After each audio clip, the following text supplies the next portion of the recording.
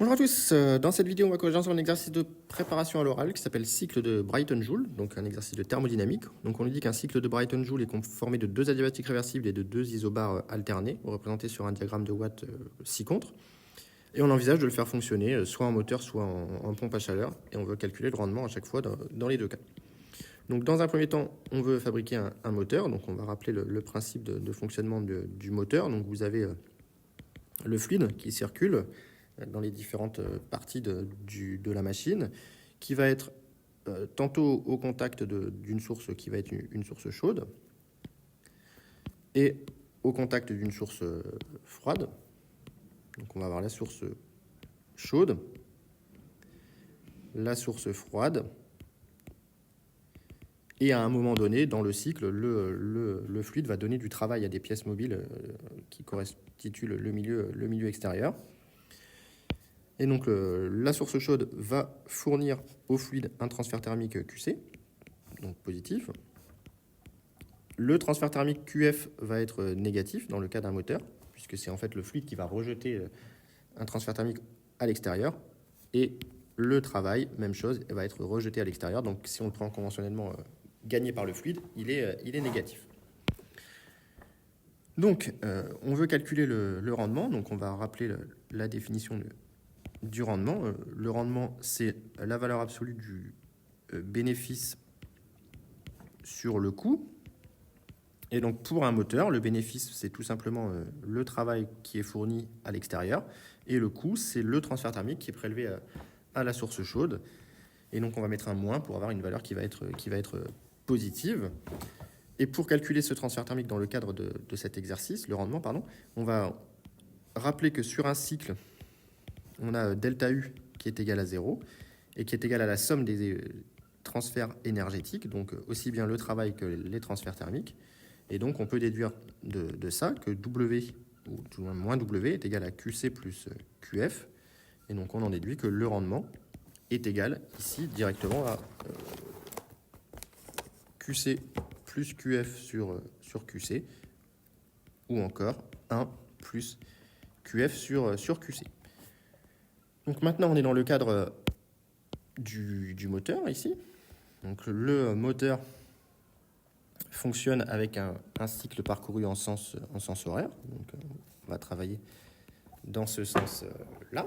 Et on va essayer d'identifier sur ce diagramme quelles transformations correspondent à QC et quelles transformations correspondent à QF. Donc ici, on a deux transformations qui sont adiabatiques, que sont les transformations que je représente en vert. Donc ce ne sont pas les transformations au cours duquel le fluide, le gaz, échange un transfert thermique avec l'extérieur, donc avec la source chaude, pardon, ou avec la source froide. Et donc il nous reste QBC. Et QBC dans le sens du moteur, comme on parcourt dans le sens horaire, QBC est forcément positif, puisque la température va augmenter ici. Et pour la transformation DA, eh bien QDA va être négatif, puisque la température va baisser, et donc ça va correspondre à QF, et donc QC va correspondre ici à QBC. Donc finalement, tout ça pour dire que le rendement, c'est 1 plus QDA sur QBC. Et maintenant, le système, c'est du gaz parfait, de coefficient adiabatique gamma. Donc pour un gaz parfait, et bien sur une transformation isobar, ce qui est le cas des deux transformations BC et DA, et bien on a que Q est égal à delta H. Ça, c'est dû au fait que la transformation est isobar. Q égale delta H, c'est le fait que la transformation soit isobar. Et Q, c'est égal à Cp delta T. Ça, c'est dû au fait que notre système est un gaz parfait.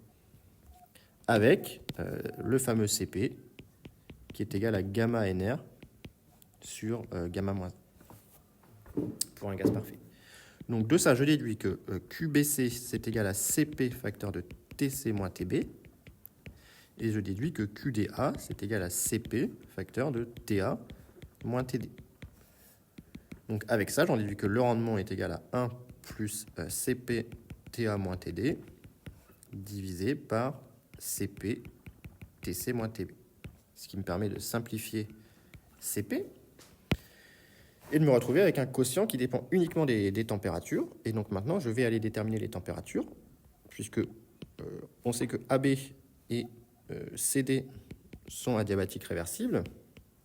Donc on va appliquer les lois de Laplace.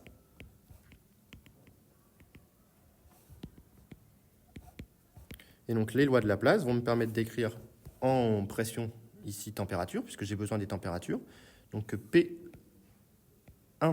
puissance 1 moins gamma TA à la puissance gamma est égal à P2 puissance 1 moins gamma TB à la puissance gamma, et que P2 à la puissance 1 moins gamma TC à la puissance gamma est égal à P1 puissance 1 moins gamma TD à la puissance gamma.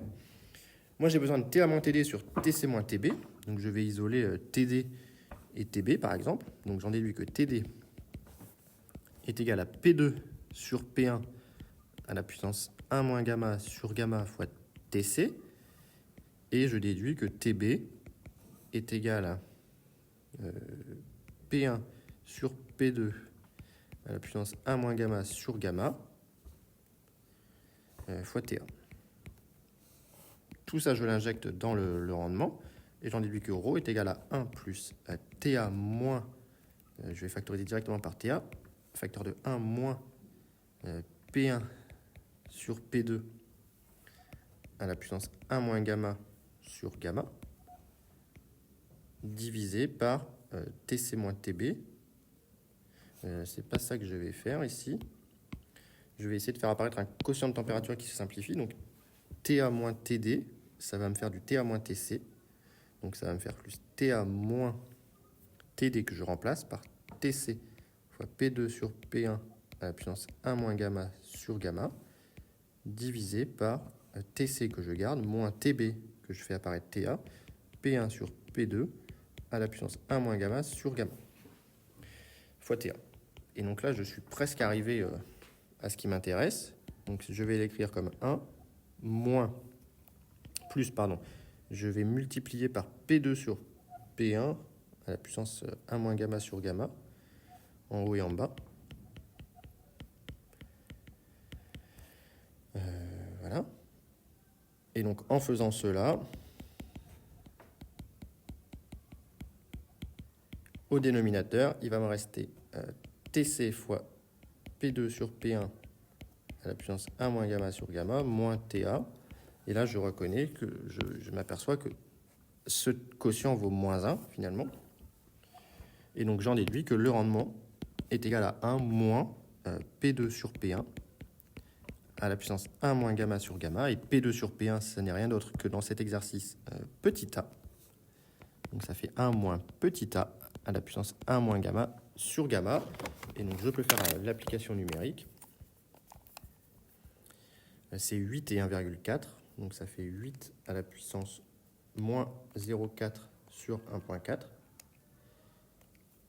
Et donc, je tombe sur 0,45, ce qui est un rendement cohérent pour un moteur. On est à peu près à 0,4 pour les moteurs. Donc, ici, on est tout à fait satisfaisant. Et donc, maintenant, on me demande la même chose pour une pompe à chaleur. Donc, pour la pompe à chaleur, c'est un petit peu différent, dans la mesure où, cette fois-ci, le fluide va toujours être au contact d'une source chaude et d'une source froide, et également de l'extérieur. Sauf que cette fois-ci, on va récupérer un travail de la part de l'extérieur, et les transferts thermiques prélevés à la source chaude vont être négatifs et prélevés à la source froide vont être positifs. C'est-à-dire que le but de la pompe à chaleur, c'est de réchauffer une source chaude. Donc le fluide se retrouve plus chaud que la source chaude, ce qui fait qu'il se refroidit au contact de la source chaude, ce qui a pour effet de d'augmenter la température de la source chaude. C'est le principe de la pompe à chaleur. Donc l'efficacité de la pompe à chaleur, ça s'écrit moins QC sur W. Le bénéfice, cette fois-ci, c'est le transfert thermique qu'on donne à la source chaude, et le coût, c'est W. Et donc ça va s'écrire, grâce au premier principe, moins QC sur QC plus QF. Et donc ça va s'écrire sur moins QC, QC sur QC plus QF. Alors attention, cette fois-ci, QC est négatif. Donc, QC, pour le cas de la pompe à chaleur, on n'aurait pas exactement la même chose que tout à l'heure, puisque pour une pompe à chaleur, c'est un récepteur, le cycle est parcouru en sens trigonométrique. Et donc QC, c'est QCB cette fois. Ici, on a toujours Q égale 0. Et là, on a bien Q négatif ici et QAD positif. Et donc QF, c'est égal à QAD. Et donc même chose que tout à l'heure, ça on pourrait le réécrire comme étant 1 sur 1 plus QF sur QC. Et donc il faut refaire le calcul exactement comme tout à l'heure, d'où l'efficacité de la pompe à chaleur est égale à 1 sur 1 plus QF qui est égal à QAD sur QCB. Et donc QAD, c'est la même chose que moins QDA. Donc tout à l'heure, on avait QDA. Donc ça, c'est pareil que 1 sur 1 plus QDA, si je change les signes, sur QBC. Et QDA sur QBC, c'est ce que j'ai calculé tout à l'heure. Et QDA sur QBC, on l'a calculé tout à l'heure, c'était au signe près. Du coup, P2, c'était A puissance A moins gamma sur gamma. Je vérifie au signe près. Et QDA sur QBC est égal directement, si je reprends ce qu'on a fait tout à l'heure, à moins A à la puissance A moins gamma sur gamma. D'où l'efficacité de la pompe à chaleur fonctionnement sur ce cycle va être égale à 1 sur 1 moins A puissance 1 moins gamma sur gamma. Ce qui me donne 1 moins A à la puissance 1 moins gamma sur gamma, c'est ce que j'ai fait tout à l'heure, c'est 0,45. Ce qui me donne 2,2 d'efficacité pour une pompe à chaleur fonctionnant sur ce cycle. Donc voilà pour cet exercice, assez déroutant dans la mesure où il faut imaginer le faire sans préparation, et puis pour lequel il faut bien avoir compris les signes des différents transferts énergétiques pour le résoudre proprement. Donc voilà, j'espère que la correction vous a plu, et s'il y a des questions, mettez-les en commentaire.